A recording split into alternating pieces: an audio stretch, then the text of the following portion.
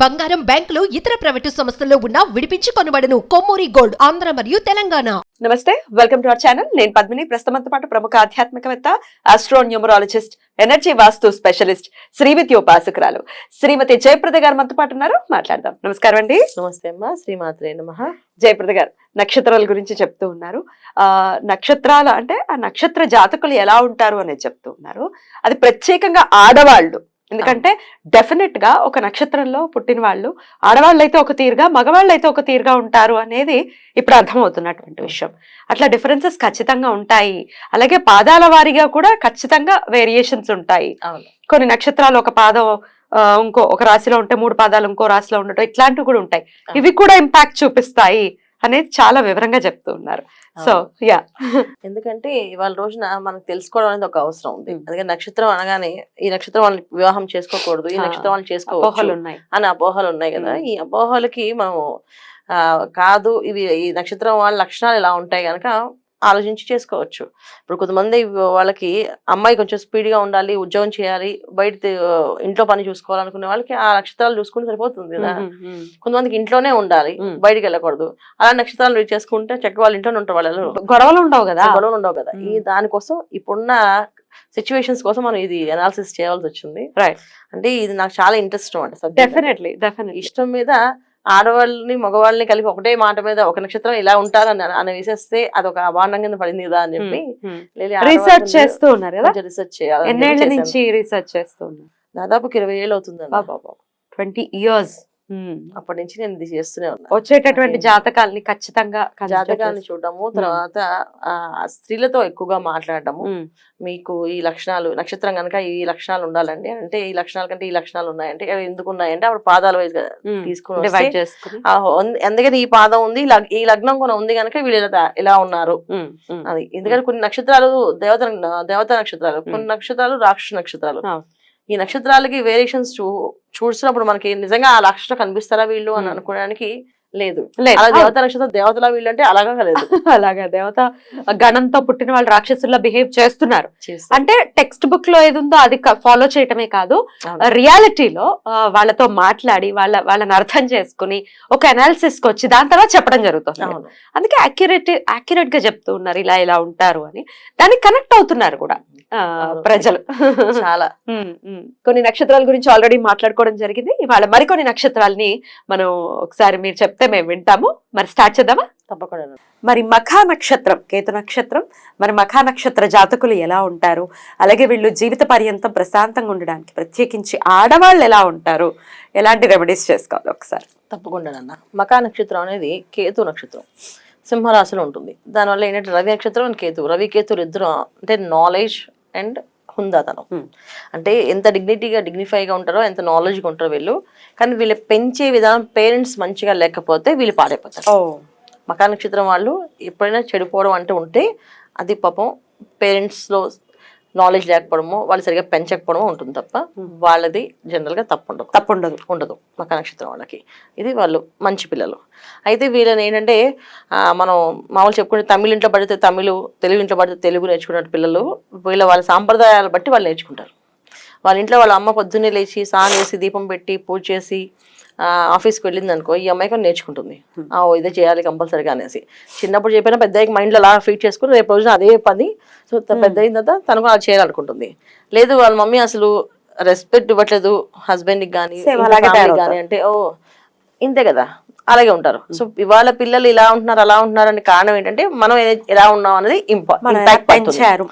So చాలా మంది తల్లిదండ్రుల వాళ్ళ పిల్లలు ఎలా ఉంటారంటే కంపల్సరీగా పేరెంట్స్ అనేది ఇంపార్టెన్స్. ఈ మఖా నక్షత్రం వాళ్ళకి వాళ్ళ తల్లిదండ్రులు ఎంత ప్రేమగా చెప్పగలిగితే, తల్లి ఎంత నాలెడ్జ్ ఉంటే వీళ్ళకి అంత బాగా వస్తుంది నాలెడ్జ్. ఈ నాన్న ఇది ఇలా చేయాలంటే అలాగే చేస్తారు, ఇది ఇలా ఉండాలంటే అలాగే వింటారు. అంత పద్ధతిగా బుద్ధిగా ఉండే నక్షత్రం ఏదైనా ఉంటే మఖా నక్షత్రం. బ్యూటిఫుల్, చాలా బుద్ధిమంతులు. చిత్ర విచిత్రం కేతు అంటే. మరి మఖా నక్షత్రం వాళ్ళకి అలా చిత్ర విచిత్రంగా ఉండే పరిస్థితి ఉండదు నాన్న. ఎందుకంటే వీళ్ళకి మఖా నక్షత్రం రవి నక్షత్రం, రవి రాశిలో ఉండడం వల్ల ఆ రవి ఒక ఎనర్జీస్ పనిచేస్తూ ఉంటాయి. తర్వాత పితృదేవతల ఒక అనుగ్రహం ఈ నక్షత్రానికి. సో పితృదేవతల్ని వాళ్ళని అంటే పైన లోకాల నుంచి వాళ్ళు పంపించాలి, తీసుకెళ్లాలంటే రేవతి ప్లస్ మఖా నక్షత్రం వీళ్ళు వాళ్ళని డ్రైవ్ చేస్తారన్నమాట. తీసుకెళ్ళాం ఈ ప్లేస్ నుంచి ఈ ప్లేస్కి, అంటే పుణ్యం చేసిన వాళ్ళు ఈ ప్లేస్కి, పాపం చేసిన వాళ్ళకి ఆ ప్లేస్కి అనే వెళ్ళే ఏదైతే ఎనర్జీస్ చూస్తారో దానికి అధిపతులుగా ఉండే వాళ్ళు ఎవరైనా ఉన్నారంటే అది మకా నక్షత్రం వాళ్ళు, రేవతి నక్షత్రం, మెయిన్ రాష్ట్రంలో రేవతి నక్షత్రం వాళ్ళు, వీళ్ళు అధిపతులుగా ఉంటారని, ఈ పితృదేవత ఒక అనుగ్రహంతో ఉన్న నక్షత్రం అని చెప్పేసి ఎక్కువ ఆ నక్షత్రం పుట్టడం కూడా ఏంటంటే పూర్వజన్మ సుకృతంతో పుడతారు వీళ్ళు. అంటే ఈ జన్మలో వీళ్ళు ఫైనల్గా తీర్చుకోవాల్సిన విషయం ఇది ఫైనల్ జన్మ అన్నట్టు కూడా ఉంటుంది ఈ నక్షత్రానికి. అందుకున్న ఈ ఆడవాళ్ళలో ఈ నక్షత్రానికి ఉంటుందన్నమాట. సో వాళ్ళు అలా వెళ్ళాలి అంటే గత జన్మలో వాళ్ళు చేసుకున్న ప్రారంభ కర్మ ఏదైతే ఉందో ఈ జన్మలో వీళ్ళు ఎంజాయ్ చేయాలి, జల్సా చేయాలి, చేస్తారు పిల్లలు. లేదు ఈ జన్మలో పూజా పునస్కారం ఎప్పుడు నిరంతరం దేవుడు మొదలు రారు. అలా అని కూడా మకర నక్షత్రం వాళ్ళు అసలు ఆ దేవుడు వదిలి రారేంటారు బాబు, వీళ్ళు ఎక్కడికైనా వెళ్ళాలంటే ఎక్కడికైనా పూజ ఉంటే వస్తానండి, కార్యక్రమం ఉంటే వస్తానండి, ఎంత దూరమైనా వస్తానండి అని చెప్పే వాళ్ళు కూడా వీళ్ళే ఈ నక్షత్రం వాళ్ళే. ఎందుకు ఎంత దూరం అయినా వస్తానంటే వీళ్ళు పూజకి తప్ప ఇక దేనికి రారంటే వాళ్ళ జన్మ అలా రాసి పెట్టింది అంతే. అందుకని వాళ్ళ ఆడవాళ్ళు మరి ముఖ్యంగా ఆడవాళ్ళకి, ఇది ఆడవాళ్ళ గురించి మాట్లాడుతున్నాం, మగవాళ్ళు కాదు, ఇది ఓన్లీ ఆడవాళ్ళు. ఈ ఆడవాళ్ళు మాత్రమే ఇలా ఉంటారు. ఇది నక్షత్రం వాళ్ళు. సో కొంతమంది ఏదైనా పార్టీ ఫంక్షన్ అంటేనే వస్తారు, వాళ్ళకి దేవుడు భక్తి అనేది ఉండదు, అది చాలా తక్కువ మంది. కాకపోతే ఏంటంటే నక్షత్రానికి పూర్వజన్మ సుకృతం ఏదైతే ఉందో చేస్తారు కనుక వాళ్ళు ఇలా ఉంటారంటే దానికి కానుకొని ఆ నక్షత్రం ఒక ఎనర్జీ పూర్వజన్మ సుకృతమే. ఇది నక్షత్రం వాళ్ళ లక్షణం అనమాట. సో మకా నక్షత్రం వాళ్ళని చక్కగా వాళ్ళతో పాటు ట్రావెల్ చేస్తే వాళ్ళు మనకు ఓర్పు సహనము నేర్పిస్తారు. అంటే ఓర్పుగా ఎలా ఉండాలి, సహనంగా మాట్లాడేటప్పుడు సహనంగా ఉండాలి. సో వీళ్ళతో ట్రావెల్ అనేది చాలా ఈజీగా ఉంటుంది.